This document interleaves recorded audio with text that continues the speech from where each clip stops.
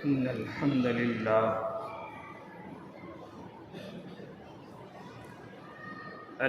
لله رب العالمين والعاقبة للمتقين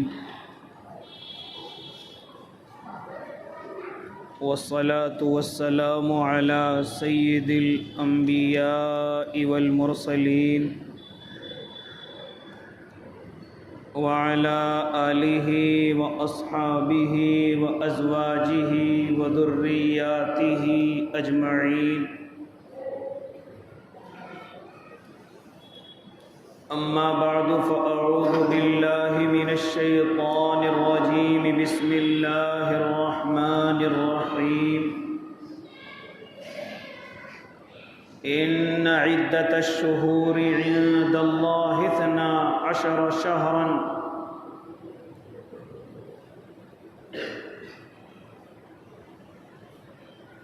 وقال تعالى لا تحسبن الذين قتلوا في سبيل الله أمواتا بل أحياء ولكن لا تشعرون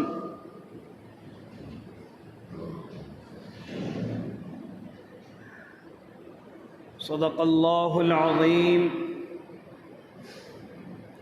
وصدق رسوله النبي الكريم ونحن على ذلك من الشاهدين والشاكرين والحمد لله رب العالمين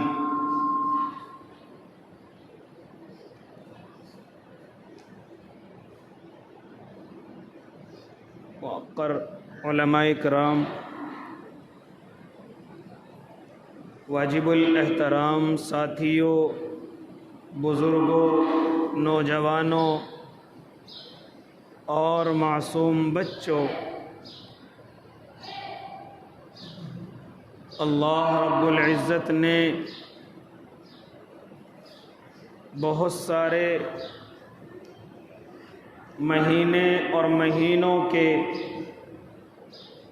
کثیر ایام ایسے بنائے ہیں جو وہ اپنی حرمت کے اعتبار سے، تعظیم و تقدس کے اعتبار سے اور دوسرے ایام پر فضیلت رکھتے ہیں، اتنے عظمتوں اور تقدس والے ہیں کہ اگر انسان ان کے اندر اپنے اللہ کو منا کر کے اپنے کام بنوانا چاہے تو ان ایام میں اپنے اللہ سے اپنے مشکل کام بنوانا یہ بہت آسان ہے۔ سارے ایام انسان کی زندگی سے ہو کر کے گزرتے ہیں، کبھی رمضان المبارک کے دن اور رات ہیں، کبھی شب قدر ہے، کبھی شب برات ہے، کبھی ذی الحجہ کے 10 دن ہیں، یعنی بہت سارے ایام ایسے ہیں کہ اگر بندہ اپنے اللہ کو ان دنوں کے اندر منانا چاہے منا سکتا ہے۔ طریقہ وہ اختیار کرے جو اللہ کے نبی نے بیان فرمایا ہو، صحابہ کرام نے جو کر کے دکھایا ہو، اپنی مرضی سے اپنے دماغ سے منانے کی کوشش کرے گا تو اور زیادہ اللہ کو ناراض کر دے گا، اور زیادہ اللہ کے غصے کا شکار ہو جائے گا۔ لہذا اللہ نے مہینے اور ایام مجھے اور آپ کو دیے ہیں،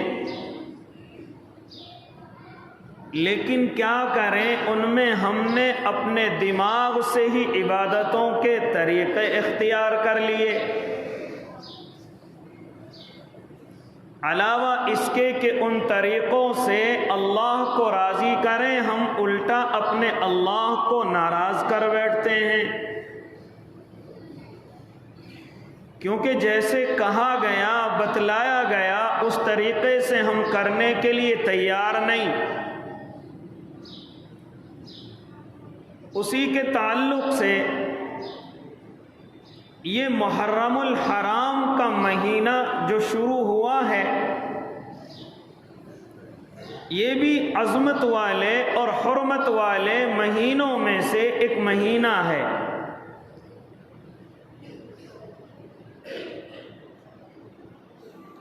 لہذا جو 4 مہینے قرآن کریم کے اندر جن کا تذکرہ ہے، جو عظمت والے ہیں، حرمت والے ہیں، جن میں لڑائی جھگڑا تمام کی تمام چیزیں ممنوع ہیں، انہی میں سے ایک حرمت والا مہینہ یہ محرم الحرام کا ہے، جس میں بندوں کی عبادت اللہ کو بڑی پسند ہے، جس میں اللہ اپنے بندوں سے بڑا راضی رہتا ہے۔ لیکن اتفاق سے ہمارے دماغوں نے اور ہماری عقلوں نے کچھ ایسی باتیں گھڑ لی ہیں جن کا قرآن سے اور حدیث سے دور دور تک کبھی تعلق نہیں ہے۔ اپنی مرضی سے عبادتیں کرنا، اپنی مرضی سے کپڑے پہننا، اپنی مرضی سے ہڑدنگ مچانا، اپنی مرضی سے کھانے بنانا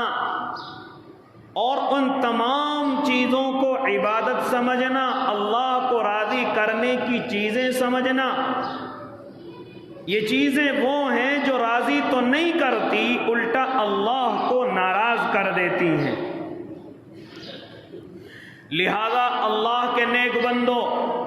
یہ مہینہ بڑی برکتوں والا، بڑی رحمتوں والا، جس طریقے سے رمضان المقدس کا مہینہ عظمتوں والا ہے،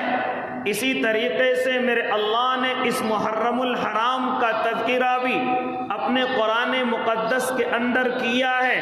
جن اربعۃ حرم کا تذکرہ، جن 4 مہینوں کا تذکرہ قرآن کے اندر آیا،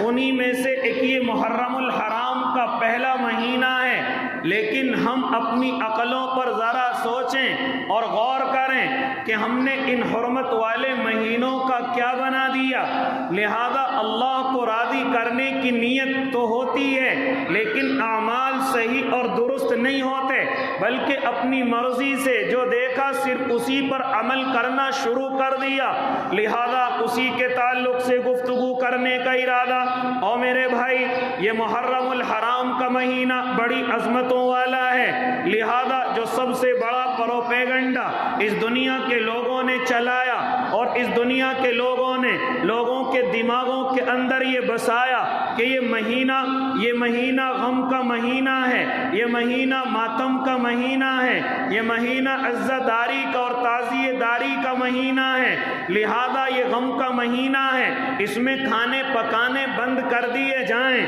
اس میں کالے کپڑے زیب تن کر لیے جائیں، اس میں زیادہ سے زیادہ آنسو بہائے جائیں، اس میں زیادہ سے زیادہ غم کی اظہار کیا جائے، اپنی پریشانی کو زیادہ ظاہر کیا جائے، اپنے بدنوں پر ظلم کیا جائے، لہذا راستوں کو روک کر، چوپلوں کو روک کر ہڑدنگ مچایا جائے اور لوگوں کو بتلایا جائے کہ یہ شریعت ہے، یہ اسلام ہے، لہذا کھلا چیزیں بنوائی جائیں اور لوگوں کو بتلایا جائے کہ شریعت ہے، یہ دین ہے، لہذا یہ تمام چیزیں ایسی ہیں جو اللہ کو راضی نہیں کرتی، اس کے برعکس ناراض کر دیتی ہیں۔ یہ پروپیگنڈا چلایا گیا کہ مہینہ منحوس مہینہ ہے، لہذا اس کے اندر بیاہ اور شادیاں بھی نہ کی جائیں، اس کے اندر نکاح بھی نہ کیے جائیں،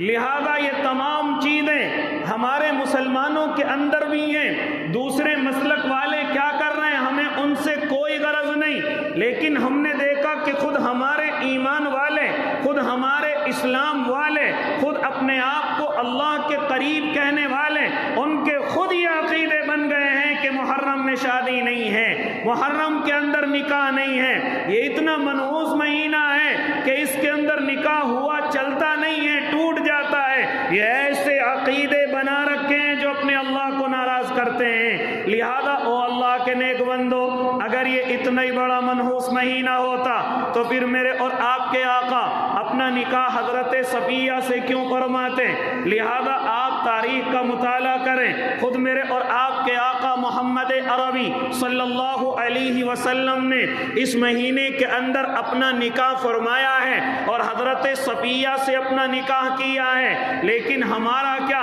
ہم تو چونکہ نعوذ باللہ اللہ کے نبی سے بھی آگے پہنچ گئے، ہم اس دن کی تاریخ نہیں دیتے، ہم اس دن کا نکاح کا پیغام نہیں دیتے، ہم تو سمجھتے ہیں کہ محرم کا مہینہ منحوس مہینہ ہے، لہذا ان میں بیاہ شادی نہیں کرتے۔ او اللہ کے نیک بندو، یہ تمام چیزیں ایسی ہیں جو بدعت کہلاتی ہیں اور اپنے اللہ کو ناراض کرتی ہیں۔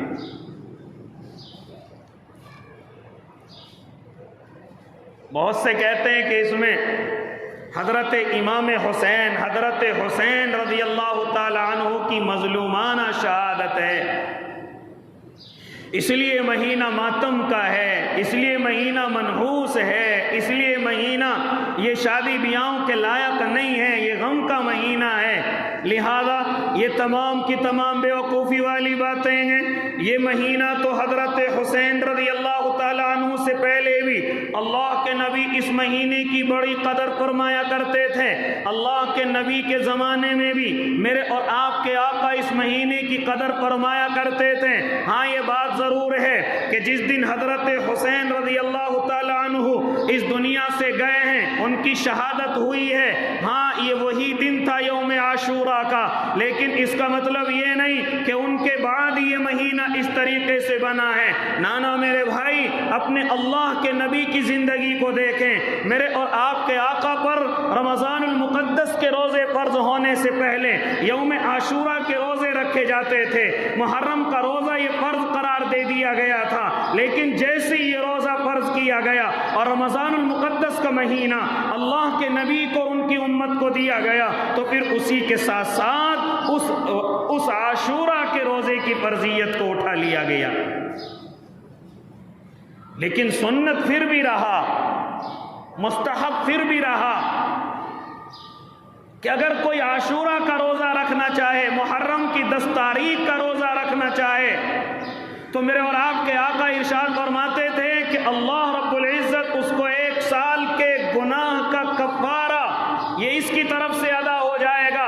1 سال میں جو اس نے گناہ کیے ہیں، اس ایک روزے کو ادا کر کے ان تمام گناہوں کا کفارہ اس ایک دن کا روزہ رکھنے سے اللہ رب العزت اس کی طرف سے فرما لیں گے۔ لہذا لیکن ہم نے اپنی طرف سے یہ منحوس مہینہ قرار دے دیا، یہ غم کا مہینہ قرار دے دیا۔ کیوں؟ اس لیے کہ حضرت حسین ہاں اس مہینے کے اندر شہید کیے گئے۔ سب سے پہلی بات تو اپنے کانوں کے اندر یہ بٹھا لیں، سب سے پہلے تو اپنے ذہنوں میں یہ بات جما لیں، او اللہ کے نیک بندو، شہادت غم کی چیز نہیں ہے، لہذا شہید ہونا ہاں یہ نحوست کی چیز نہیں ہے، بلکہ شہید ہونا سب سے اعلیٰ موت ہے۔ شہید ہونا اللہ کو سب سے زیادہ راضی کرتی ہے، شہید ہونا سب سے افضل اس دنیا سے جانا ہے۔ یہاں تک کہ اتنا افضل ہے کہ میرے اور آپ کے اللہ نے شہیدوں کو اپنی جنت کے اندر بازو دیے ہیں، ان کو پر دیے ہیں، لہذا ان کو ایسے پردے دیے کہ وہ جنت میں جہاں چاہیں ٹہلیں، کسی بھی درخت پہ بیٹھیں، کسی بھی پھل کو جا کر کے کھائیں، اللہ کے عرش کے نیچے قندیلوں میں جا کر کے بیٹھ جائیں۔ اللہ رب العزت نے ان تمام کے تمام کو یہ آسائش عطا فرمائی ہیں۔ لہذا شہادت غم کی چیز نہیں ہے۔ اگر یہی بات ہمارے ذہن کے اندر بیٹھ جائے تو سارے اشکال دور ہو جائیں کہ شہادت غم کی چیز نہیں ہے، خوشی کی چیز ہے۔ بلکہ خود میرے اور آپ کے آقا محمد عربی صلی اللہ علیہ وسلم ارشاد فرمایا کرتے تھے، تمنا ظاہر کیا کرتے تھے فرماتے تھے کاش مجھے اللہ کے راستے میں شہید کر دیا جائے، پھر زندہ کیا جائے، پھر شہید کر دیا جائے، پھر زندہ کر کے پھر مجھے شہید کر دیا جائے۔ یہ خود میرے اور آپ کے آقا محمد عربی تمنا فرمایا کرتے تھے۔ لہذا شہادت تو اتنی بڑی نعمت ہے، اور اللہ کے نیک بندوں صحابہ کرام خود اس کی طرف کو دوڑتے ہوئے چلتے تھے۔ وہ اپنی زندگی سے اپنے اللہ کے سامنے محبت نہیں کیا کرتے تھے، اپنی جانوں سے زیادہ اپنے اللہ سے محبت کرتے، ہاں اپنی زندگی سے زیادہ اللہ کے دین سے محبت فرمایا کرتے تھے۔ یہاں تک کہ بعض کفار نے جب صحابہ کی یہ حالت دیکھی، ارے یہ تو شہید ہونے کو، اور جب ان کے خون بدن سے نکلتے ہیں یہ تو ان چیزوں کو پسند فرماتے ہیں، لہذا جبار بن اسلمی، ہاں جو ابھی صحابی نہیں ہیں بلکہ ایک صحابی کو جن کو حرام کے نام سے جانا گیا ہے، لہذا ان کو قتل کر دیتے ہیں۔ حضرت حرام رضی اللہ تعالیٰ عنہ پڑے ہوئے ہیں، ہاں ان پر چھری چل چکی ہے اور دنیا سے رخصت ہو رہے ہیں۔ جبار بن اسلمی دیکھتے ہیں، لہذا جبار بن سلمہ دیکھتے ہیں کہ یہ صحابی جب میں اس کے قریب کو گیا تو ان کی زبان سے نکل رہا تھا فزت ورب الکعبہ، رب کعبہ کی قسم میں کامیاب ہو گیا۔ جبار کہتے ہیں کہ جب میں نے ان کی زبان سے نکلتا ہوا دیکھا میں تعجب میں پڑ گیا کہ میں نے اس کی گردن کو کاٹ دیا ہے، میں نے اس کے بچوں کو یتیم کر دیا ہے، میں نے اس کی بیوی کو بیوہ کر دیا ہے، لیکن ان تمام کی تمام چیزوں کے باوجود اس کی زبان سے لفظ جو نکل رہے ہیں وہ مجھے تعجب میں ڈال رہے ہیں۔ یہ کہہ رہا ہے کہ میں کامیاب ہو گیا اللہ کی قسم۔ اب وہ جبار صحابہ کے پاس آتے ہیں اور آ کر کے کہتے ہیں یہ بات سمجھ نہیں آئی کہ صحابی قتل ہوا پڑا ہے، ہاں خون بدن سے بہ رہا ہے، بچے یتیم ہو گئے ہیں، لہذا بیوی بیوہ ہو گئی ہے، لیکن وہ کہہ رہے ہیں میں کامیاب ہو گیا۔ تو صحابہ عرض کرتے ہیں او اللہ کے بندے، ہمارے یہاں شہادت سب سے بڑی نعمت ہے جو اللہ اپنے نیک بندوں کو عطا فرماتا ہے، لہذا اتنا سننا تھا۔ حضرت جبار فرماتے ہیں اشہد ان لا الہ الا اللہ و اشہد ان محمد رسول اللہ۔ وہ خود اسلام کے اندر داخل ہو جاتے ہیں، ایمان کے اندر آ جاتے ہیں کہ اتنی بڑی نعمت ہے شہادت، اتنی بڑی نعمت ہے شہادت کہ اس دنیا سے جا رہے ہیں اور یہ کہہ رہے ہیں کہ ہم کامیاب ہو گئے۔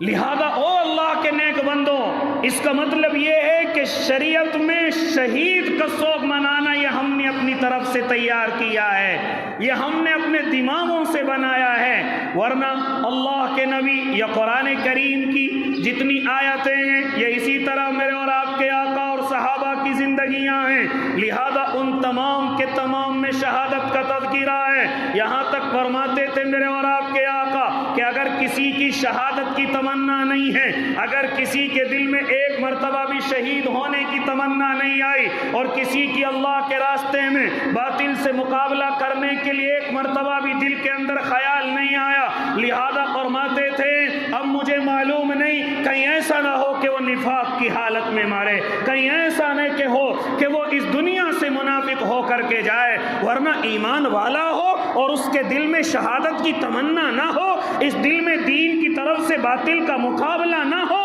لہذا وہ مومن ہو ہی نہیں سکتا۔ نمازی ہو سکتا ہے، حاجی ہو سکتا ہے، عالم ہو سکتا ہے، داعی ہو سکتا ہے، لیکن اگر تمنا شہادت کی نہیں ہے، فرماتے تھے میرے آقا مجھے ڈر ہے کہ کہیں یہ منافق ہو کر کے دنیا سے نہ جائے۔ اس لیے او میرے بھائی، یہ شہادت یہ غم کی چیز نہیں ہے، یہ تو خوشی کی چیز ہے۔ میرے اور آپ کے آقا اس کی زندگی میں تمنا فرمایا کرتے تھے، یہاں تک کہ حضرت عمر رضی اللہ تعالی عنہ تو فرماتے تھے اے میرے اللہ مجھے شہید کر دیا جائے اور مجھے تیرے محبوب کے دیار میں یہ موت آئے، مجھے تیرے محبوب کے دیار میں زندگی کی شام ہو جائے۔ لہذا اس کا مطلب یہ کہ یہ شہادت بڑی عظیم دولت ہے، یہ شہادت بڑی اللہ کی طرف سے بڑی نعمت ہے، اور اتنی بڑی نعمت ہے او اللہ کے نیک بندو جب غزوہ احد کے اندر جب اللہ کے نبی کے صحابہ بڑے سارے شہید ہوئے، جن میں حضرت سید الشہداء حضرت حمزہ رضی اللہ تعالی عنہ بھی ہیں، لہذا جب یہ شہادت کے مرتبے کو فائز ہوتے ہیں اور تقریباً 70 صحابہ شہید ہوتے ہیں، تو اس وقت میں او اللہ کے نیک بندو، ہاں یہ تمام کے تمام جو شہید ہوتے ہیں تو میرے اور آپ کے آقا اپنے چچا حضرت حمزہ کو دیکھ کر کے جذبات میں آ جاتے ہیں، اور جذبات میں آ کر کے ہاں اپنے صحابہ کے اندر اعلان کرتے ہیں، اور میرے صحابہ سن لو،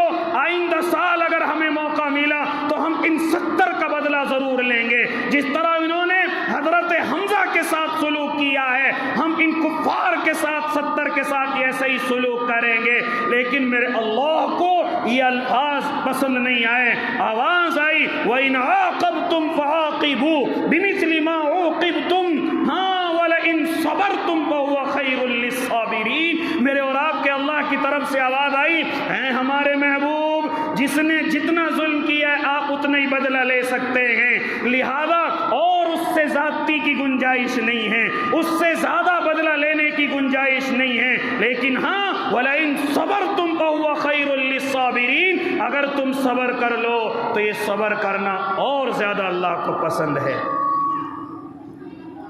یعنی کہ بدلہ لینے کو بھی میرے اور آپ کے اللہ نے منع کر دیا۔ اتنی بڑی نعمت یہ شہادت ہے، اتنی عظیم نعمت یہ شہادت ہے، لہذا اے اللہ کے نیک بندو، لیکن ہم نے کیا کر لیا؟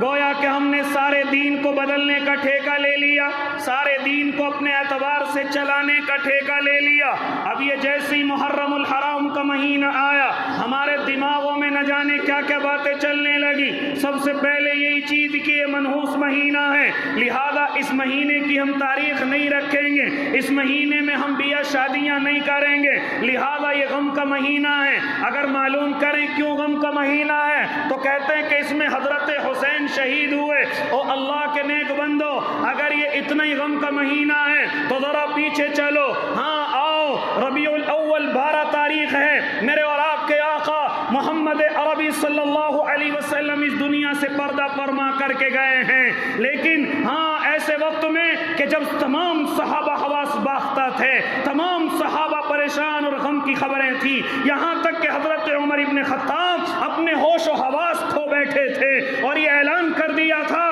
کہ اگر کسی نے یہ کہہ دیا کہ محمد عربی دنیا سے رخصت ہو گئے ہیں، اس کی گردن کو تن سے جدا کر دیا جائے گا۔ لیکن حضرت ابو بکر نے فرمایا تھا اور قرآن کی آیت پڑھ کر کے سنائی، وَمَا مُحَمَّدٌ إِلَّا رَسُولٌ قَدْ خَلَتْ مِن قَبْلِهِ الرُّسُلُ، لہذا رسول اس سے پہلے بھی گزرے اور وہ دنیا سے گئے ہیں۔ اے عمر، یہ ہمارے محبوب، یہ دنیا سے ان کو پردہ فرمانا ہی تھا، اس لیے یہ ضد چھوڑ دو کہ اللہ کے نبی دنیا سے رخصت ہو گئے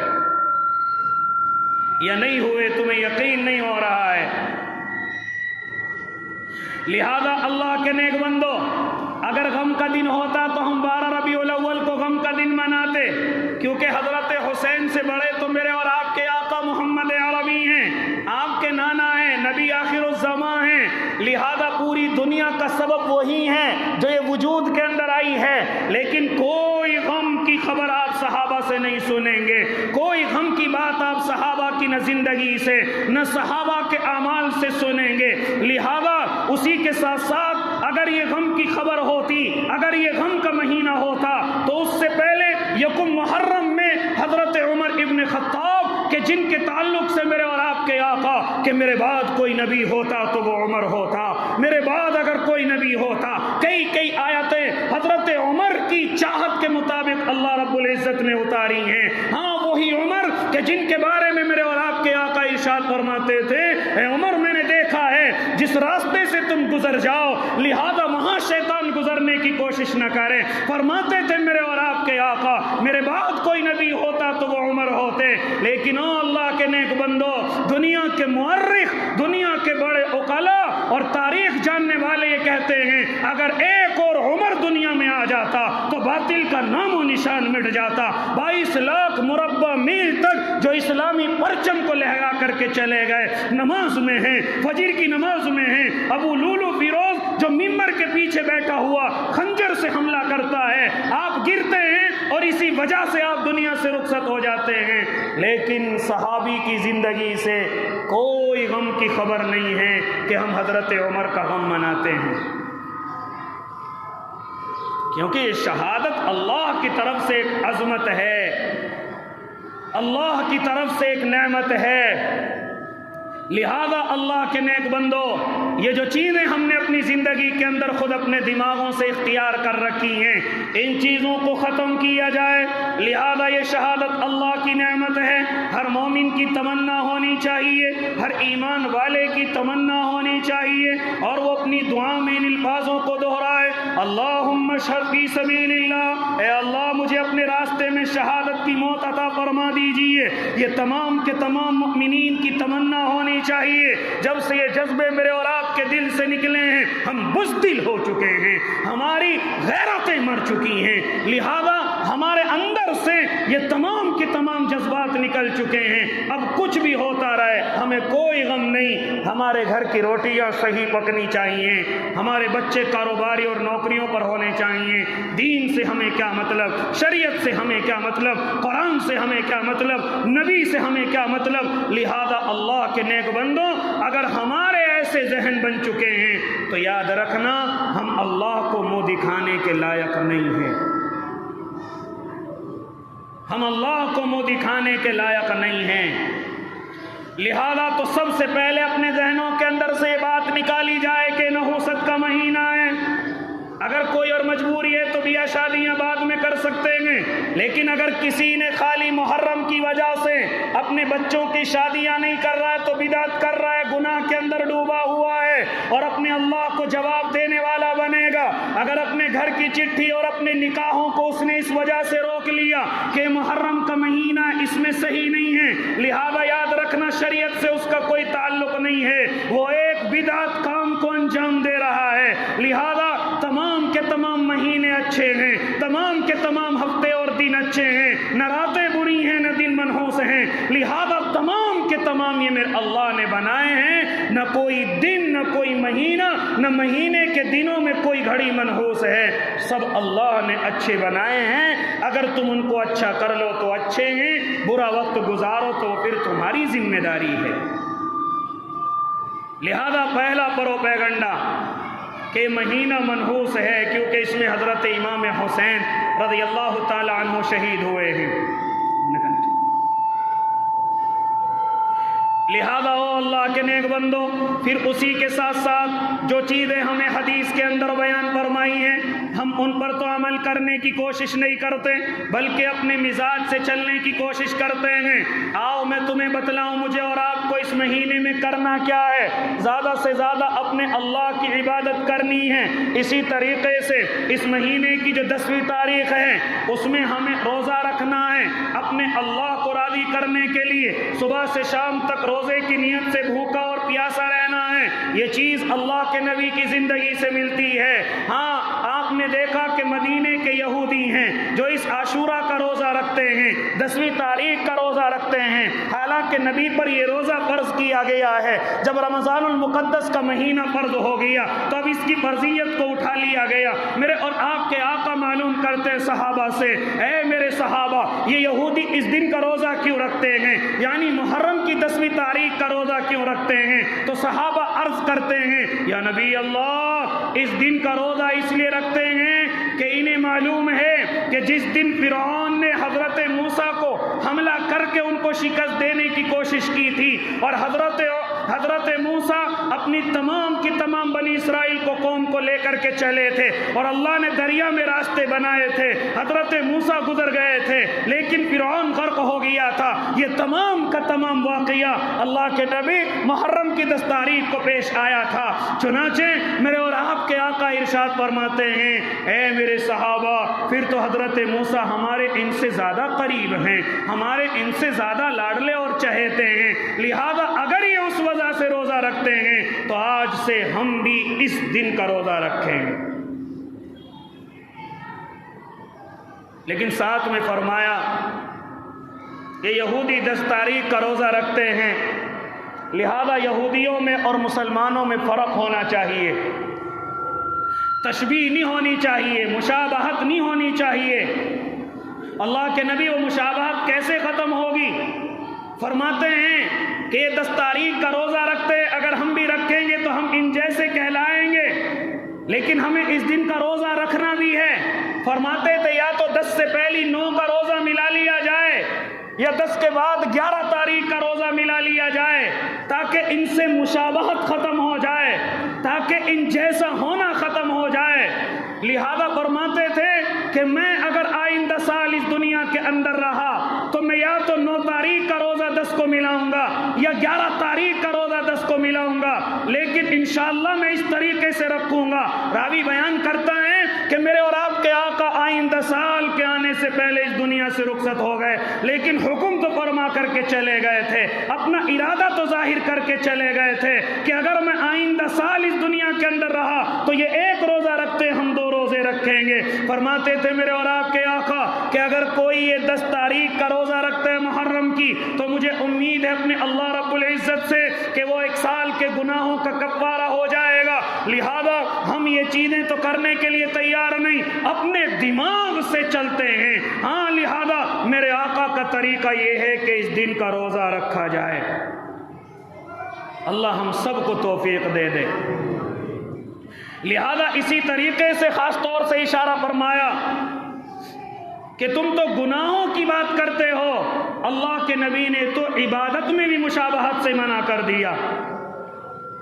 اور آج میرا اور آپ کا حال کیا ہے کہ ہم ساری غیروں کی مشابہت اختیار کرنے کی کوشش کرتے ہیں، حالانکہ اللہ کے نبی یہودی اور اللہ کے نہ ماننے والوں کو اتنا ناپسند کرتے تھے کہ ان کی عبادتوں سے بھی ملاوٹ کی بو آئے اگر تو اس کو بھی منع کر دیا کرتے تھے۔ لہذا لیکن آج ذرا دیکھیں کہ ہم کتنی تشبیہ اختیار کرتے ہیں، ذرا ہم اپنے بدنوں کے کپڑوں کو دیکھیں، ذرا ہم داڑھی کے مذاق کو دیکھیں، ذرا ہم اپنے سروں کے بال کو دیکھیں، ذرا ہم اپنے گلے میں لٹکی ہوئی ٹائیوں کو دیکھیں، ذرا ہم دیکھیں تو صحیح کہ ہم غیروں سے کتنی مشابہت اختیار کرتے ہیں، غیروں سے ہم کتنے ملے جلے نظر آتے ہیں۔ اب مسجد میں ٹوپی لگا رکھی ہے، سب مسلمان نظر آ رہے ہیں، لیکن اگر یہی ٹوپی اگر سر سے نکل جائے، ہاں بہت سارے مجھے اور آپ کو سمجھ میں بھی نہیں آئیں گے کہ یہ مسلمان ہیں۔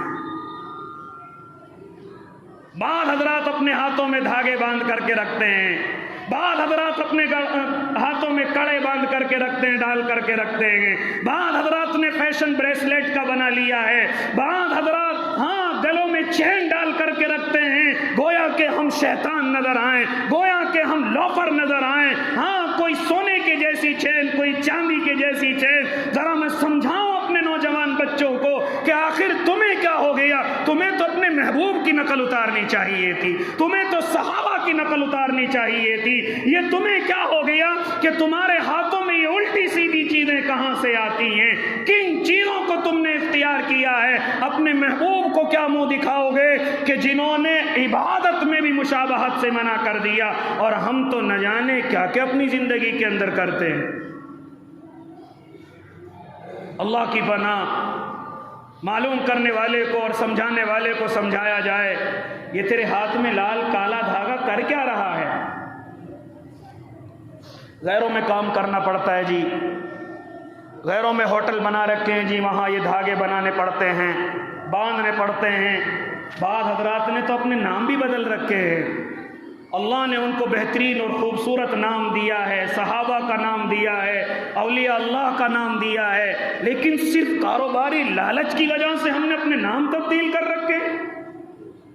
اور آئے دن ہم ویڈیو دیکھ رہے ہیں، آئے دن ہم سوشل میڈیا پر دیکھ رہے ہیں کہ دیکھو یہ ہمیں دھوکہ دے رہا تھا، اس نے اپنے ڈھابے کا نام بھی ہندو رکھ رکھا تھا، اس نے اپنا نام بھی اپنے مسلمان کے نام پر نہیں رکھ رکھا تھا، لہذا اس کی دکان کو توڑا جائے، اس کو بھگایا جائے۔ اب کہاں گیا؟ تمہارے دھاگے نے تو تمہیں نہیں بچایا،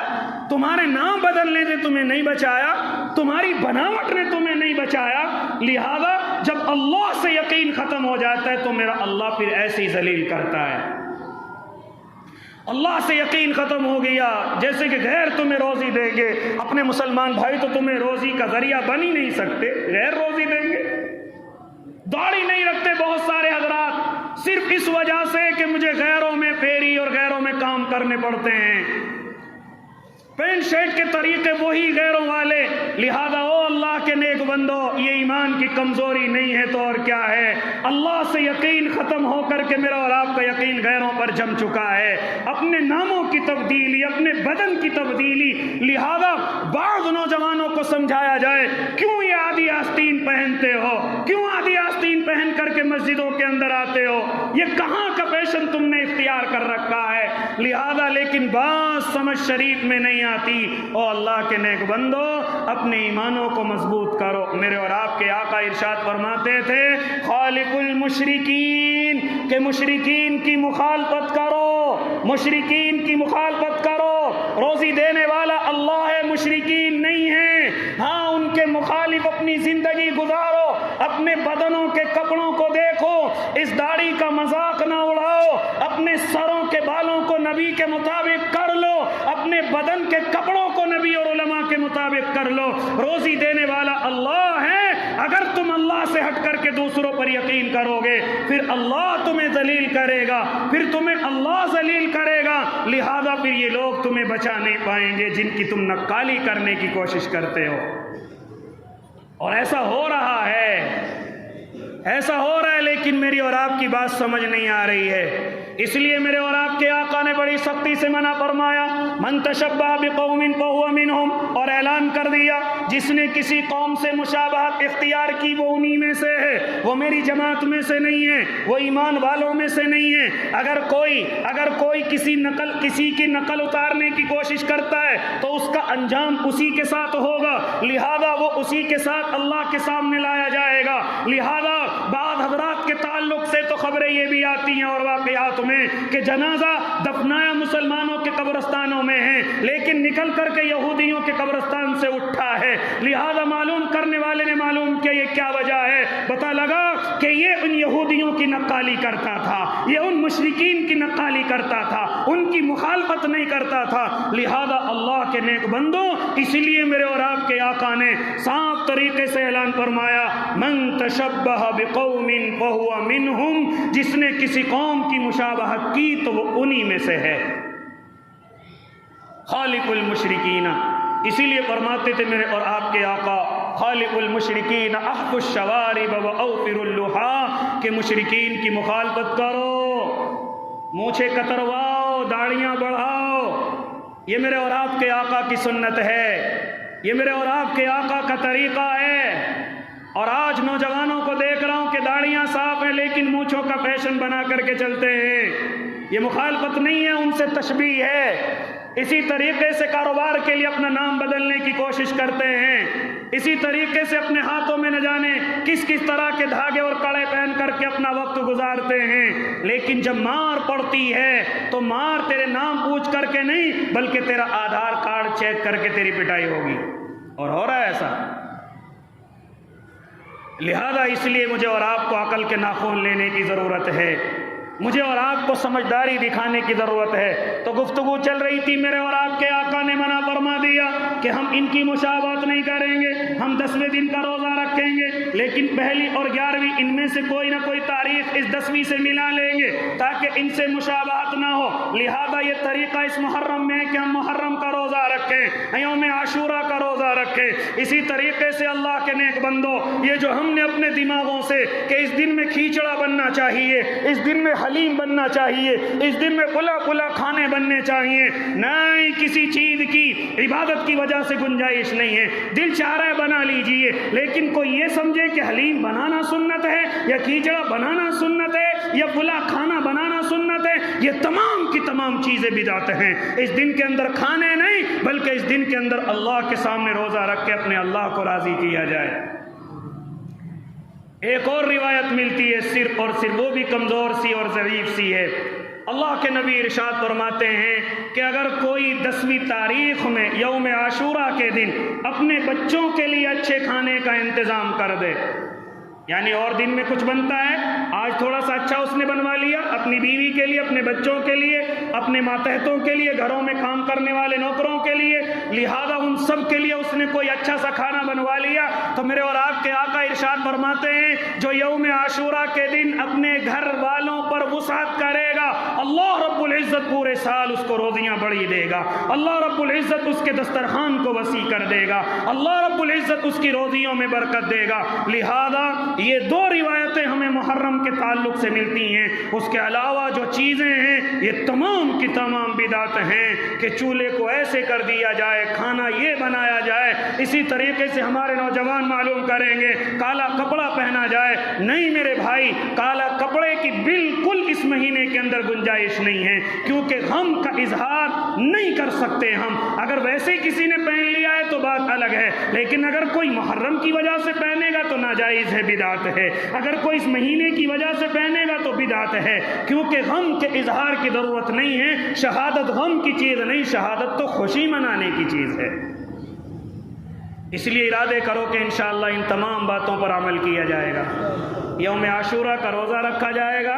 اپنے بچوں کے لیے اچھا کھانا بنایا جائے گا، لہذا اسی طریقے سے الٹی سیدھی حرکتوں سے بچا جائے گا، راستوں میں جو جلوس وغیرہ یا جو اپنی جانوں پر ظلم کرتے ہیں، لہذا اپنے بدنوں کو کاٹتے ہیں، لہذا وہ جو کر رہے ہیں اپنے اعتبار سے، اپنے مسلک کے اعتبار سے کر رہے ہیں، ہمیں ان کو بھی برا کہنے کی اجازت نہیں ہے، لیکن ہمیں بندش یہ ہے کہ ہم ان کا تماشا دیکھنے کے لیے نہ جائیں، ہم ان کا تماشا نہ دیکھیں، وہ کیا کر رہے ہیں کرنے دیجئے۔ بعض حضرات ڈرامے اس وجہ سے بھی کرتے ہیں کیونکہ دیکھنے والے بہت زیادہ ہوتے ہیں، اگر دیکھنے والے ہی نہ رہیں تو شاید ڈرامے کرنے والا اپنے پٹارے کو بند کر کے اپنے گھر چلا جائے کہ یہاں تو کوئی دیکھنے والا ہی نہیں ہے، لہذا وہ کرتے ہیں گناہگار ہیں، لیکن اگر ہم دیکھتے ہیں تو ہم بھی گناہگار ہیں، کیونکہ ہم ان کی اعانت کر رہے ہیں، ہم ان کے جذبے کو بڑھا رہے ہیں، ہم ان کے جوش کو بڑھا رہے ہیں، لہذا اگر ہم دیکھنا بند کر دیں تو شاید مجھے اللہ سے امید ہے کہ تمام چیزیں ہمارے درمیان سے ختم ہو جائیں۔ اللہ ہم سب کو عمل کی توفیق دے دے، آمین۔ وآخر دعواہم ان الحمد للہ رب العالمین۔ جنہوں نے سنت نہیں پڑھی وہ سنت